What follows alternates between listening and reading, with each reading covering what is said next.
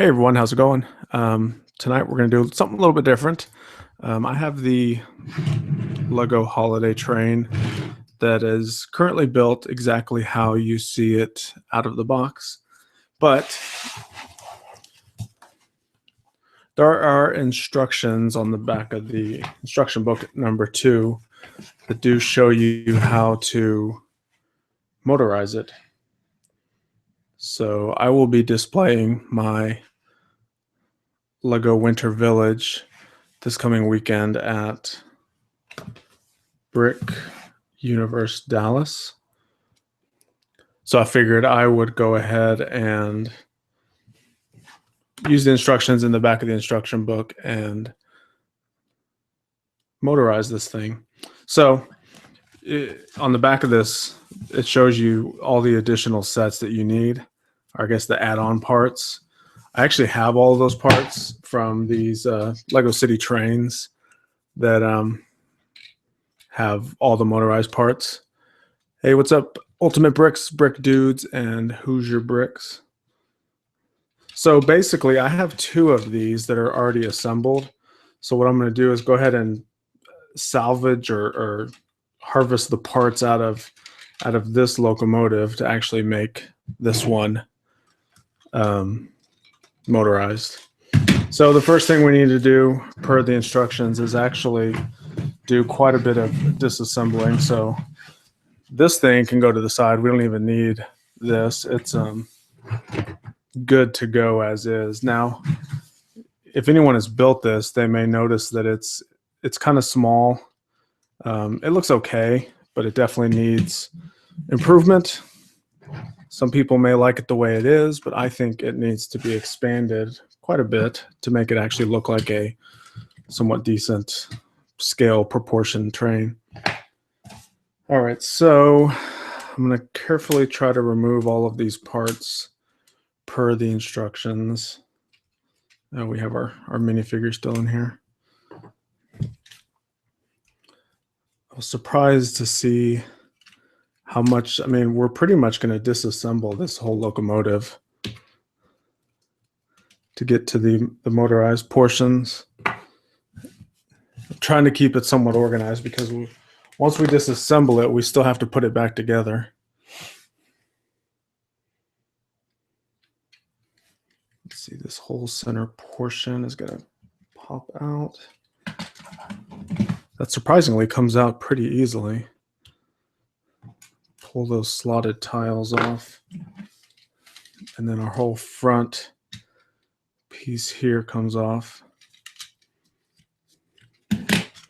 So I've had this set up in my my dining room area in my house, and the kids have just been playing with it on a kind of an oval track that I've set up, and it has a lot of dust on it already.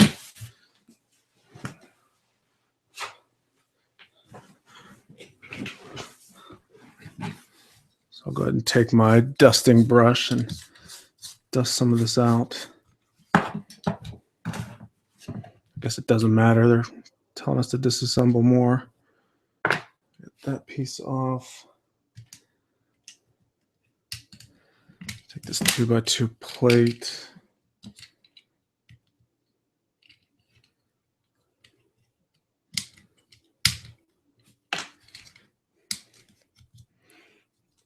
These pieces are coming off.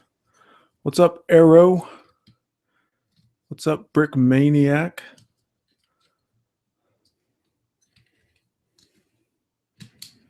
All right, so we'll pop the 4 wheels off as well.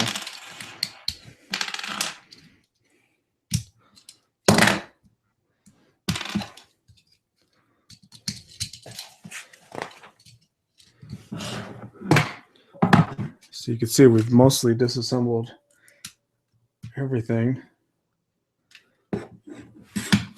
Pop this piece off, put these 2 studs back.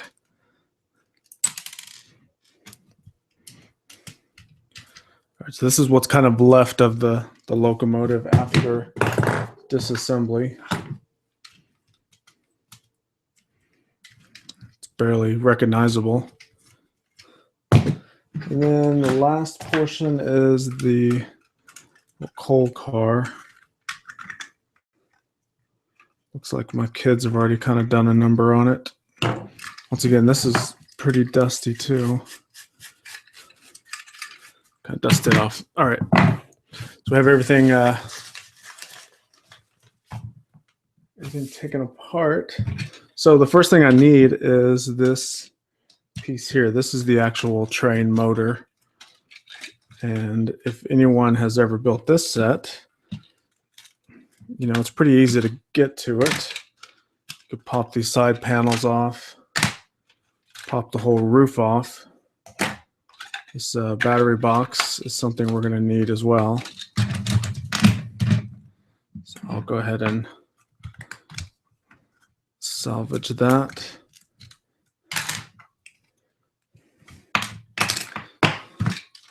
And then you can see back here, this is our IR receiver that we will need as well. And then we pop the wires connecting to it off, because that's what connects the motor to it. So now you see everything's kind of fallen out. It was very simple to get to. So there's our motor.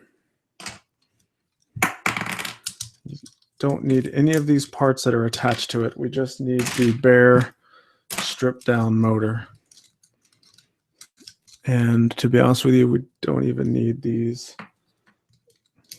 wheels that are on here, because we're going to use the red wheels that came off of the holiday train. I will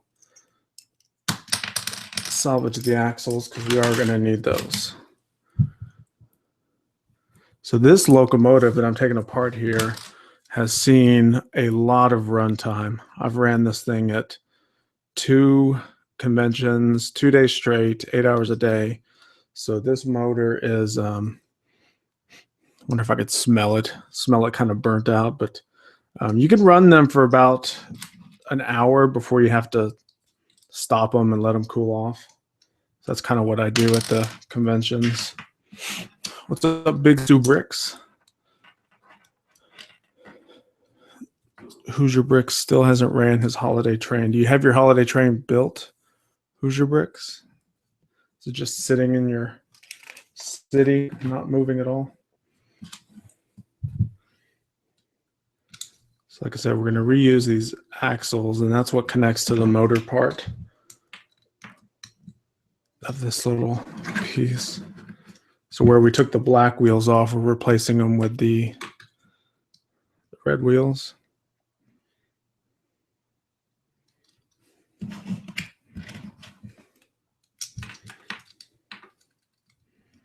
Just make sure that those wheels are semi-centered on the axle. That looks good.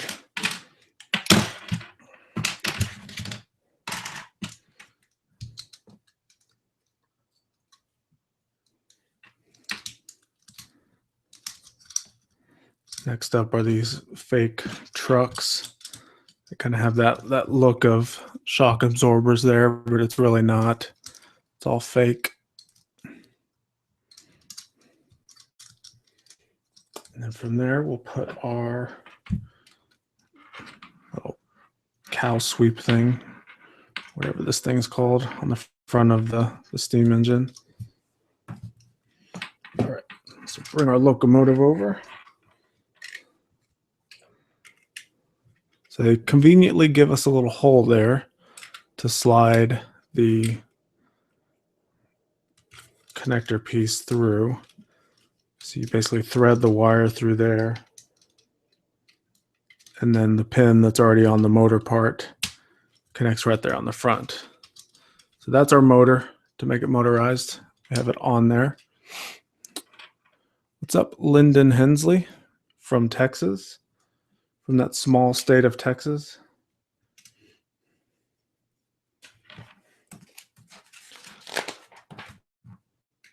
All right, so once that is through, we can reattach this piece.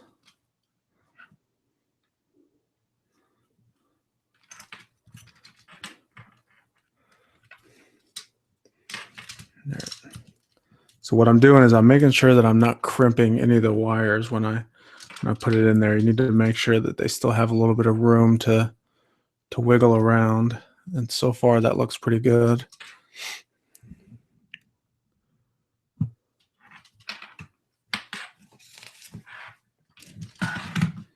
Next, I'm going to take my IR receiver. Once again, this is taken straight from the cargo train.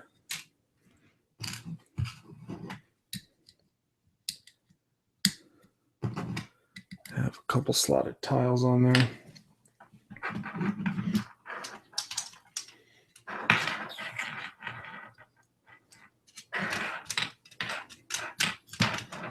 And this slides perfectly right there.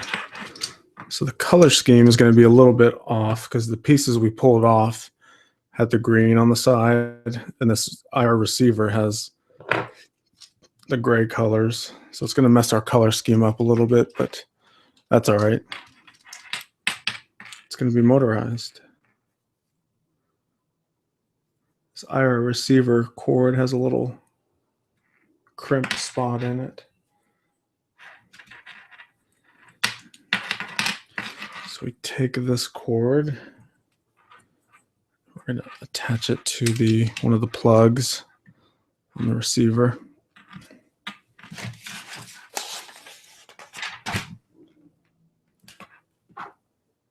Put our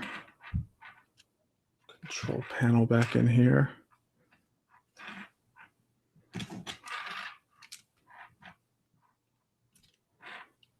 Oops.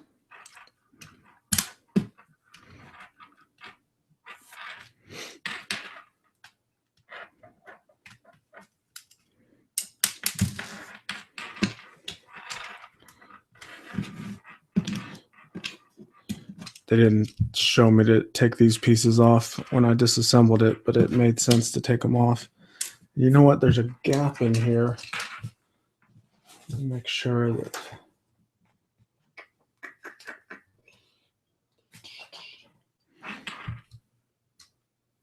so there's a gap in here where this plug goes, and it actually looks like it's 2 plates tall. So I'm actually going to grab a couple plates and throw them in there. Does that make sense?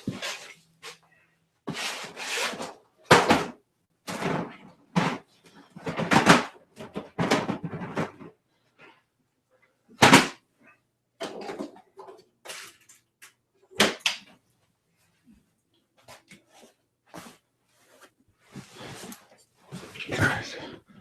Got a couple plates out of my bin of plates. Yes, once I put it in there, that levels it out a lot better. Will it fit on there? Yeah, it fits perfectly on there. I don't know why they didn't have us or give us a few extra pieces to do that. It only makes sense. This goes on the back right there.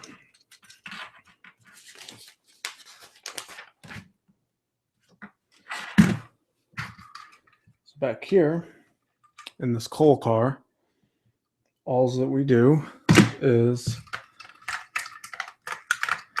put our battery box right here.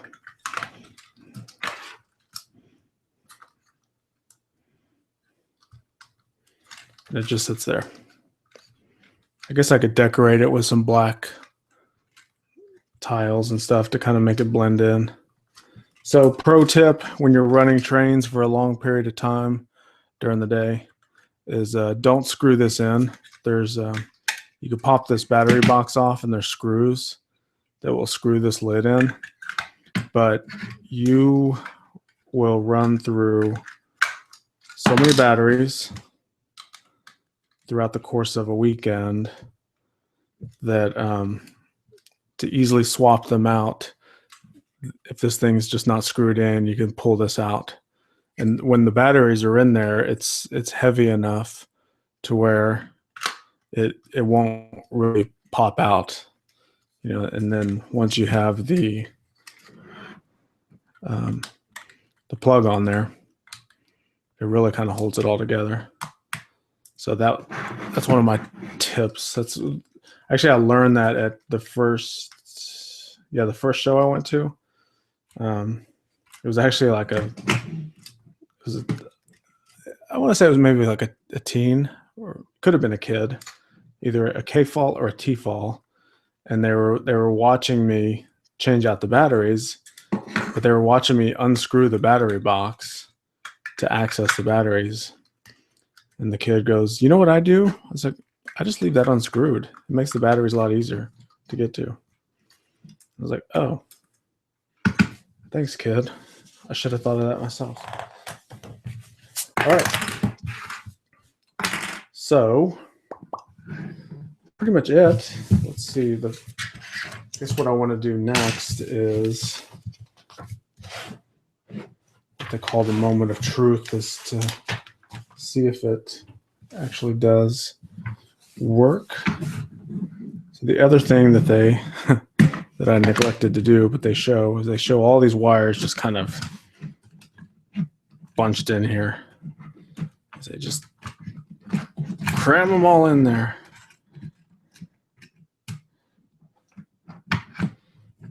And once they're crammed in, you put the lid on, or the roof, and they're all in there. All right, so there's our motorized train. So let me grab a controller.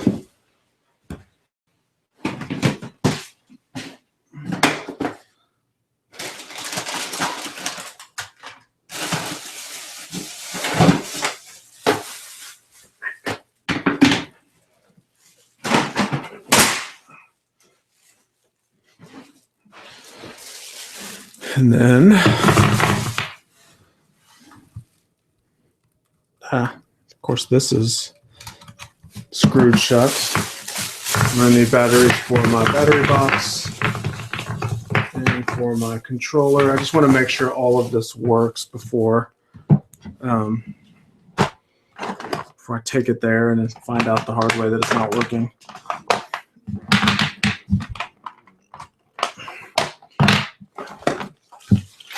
I've got plenty of batteries. Let me grab my small screwdriver.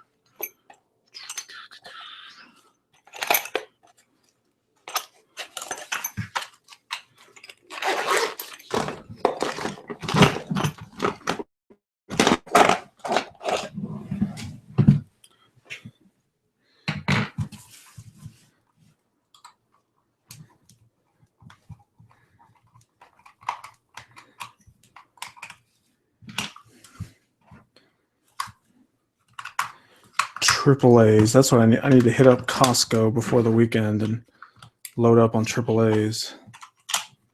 Because not only do the remotes take AAAs, the battery box also takes AAAs. I think. Yep. AAAs. So we have 9 AAAs just to run this train. 3 in the remote and 6 in the battery box.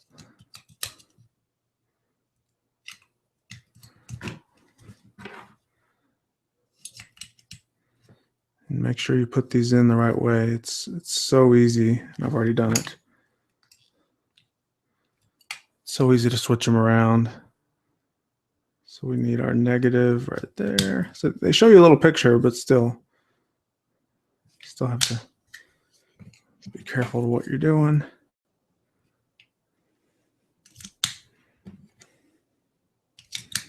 All right, last one. So you can hit the power button and the green light will come on. So that's one way to know if you've got it on there right.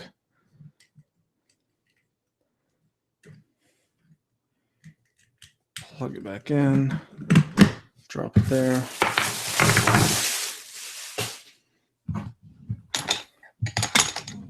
Move some stuff, and let's see, where's my IR? And that's not working. So I know I have one of these controllers that doesn't work too well. Oh, you know what? it might help if the battery box was on the train.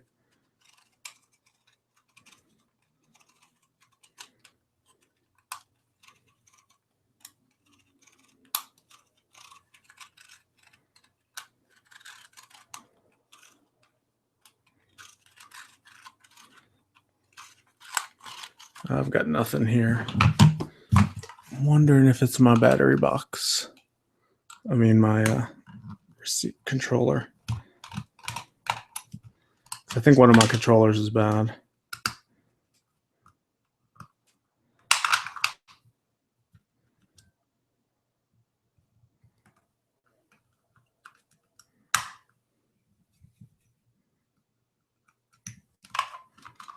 Okay, I think the battery was just loose in there.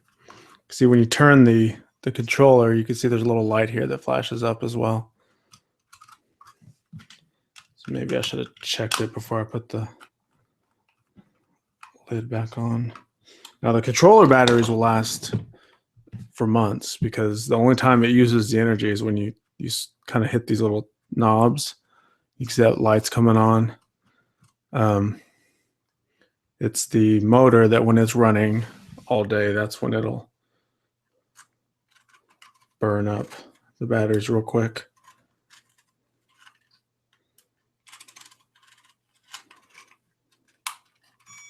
There it goes.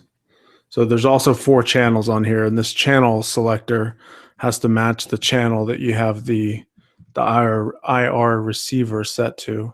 So that was the other thing. I was switching each channel until I got some sort of movement out of it. So you can see we're good. So once this thing gets on the track, you know, it kind of spins out like it's on ice when I'm running it on the table like this. Unfortunately, in this room on this table, I have the track. It's too big, so I can't even make a circle on it without it going off the edge of the table. So this is easy enough to do this.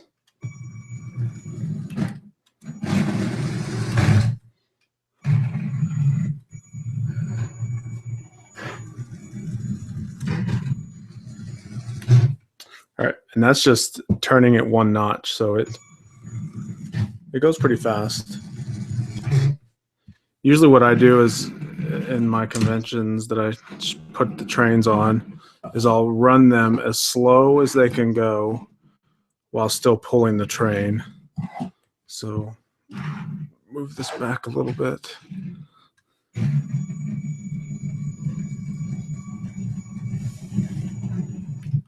That's not too bad. I may turn it up to 2 notches. Well, keep in mind, once it's on the track, it'll go a lot faster. All right, it's good to go. So we'll turn that off. This, like I said, doesn't have a power switch because the only time it uses the power is when you turn the little knobs there. Cool. So this is what's left of the cargo train after I harvested all the parts out of it. It's going to be easy enough to fix back up once I do put everything back together. I can actually put it mostly all together right now.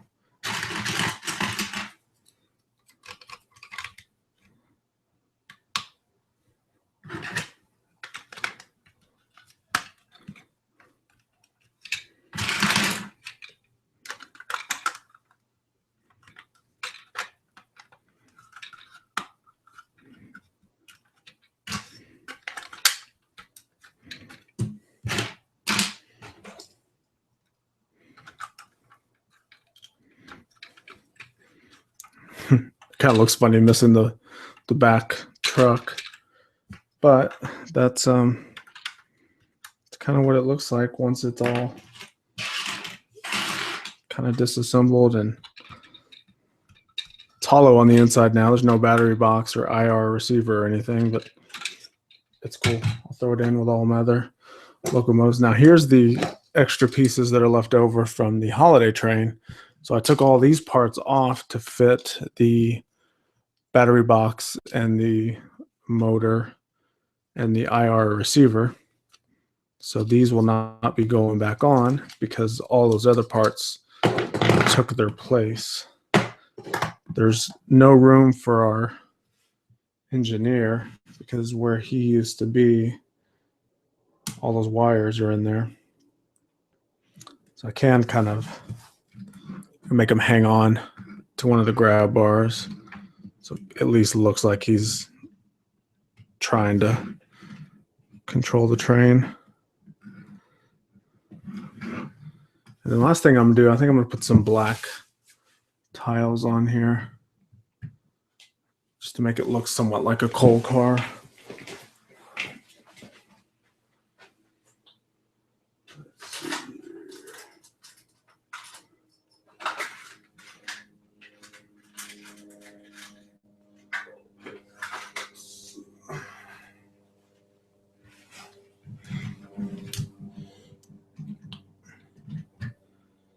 Do a couple 1x8s, and then I need a 1x2 black tile.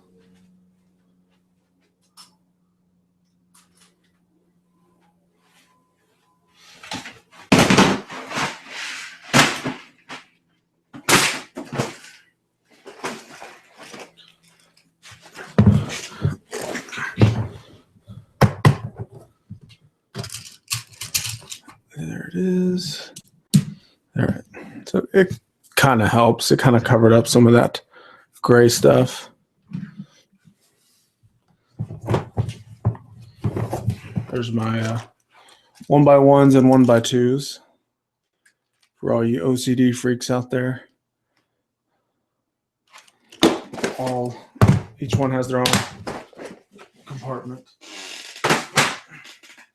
All right. I think that's going to do it for this one. You know, initially I wanted to make some more cars or wagons or flatbeds or whatever they say. I think since it's a short week and I'm on a deadline to get all this stuff done by the weekend, or actually by Thursday, we're setting up on Thursday. I think I'm going to just leave it as is. So I'm going to pack up my winter village, and this will be at least motorized. So I'm happy I was able to get to that because I did not want it sitting there during the whole convention not moving. So got that going and we're good to go. All right, guys. Once again, thanks for everyone that kind of joined in. We have Nicholas Hermanus. Looks like he just joined us. Ralph DeBrule, Lyndon Hensley, Big Sue Bricks, Hoosier Bricks, Arrow, The Brick Maniac, Brick Dudes, and Ultimate Bricks. All those people were in the chat, so appreciate you guys stepping in and watching this live. So, yeah, that's going to be it for this one. Thanks for watching. Make sure to check out all my other videos. I'm going to do more live streams more frequently, unannounced streams just like this. So make sure you subscribe so you get those notifications whenever I'm live. And we will see you in the future.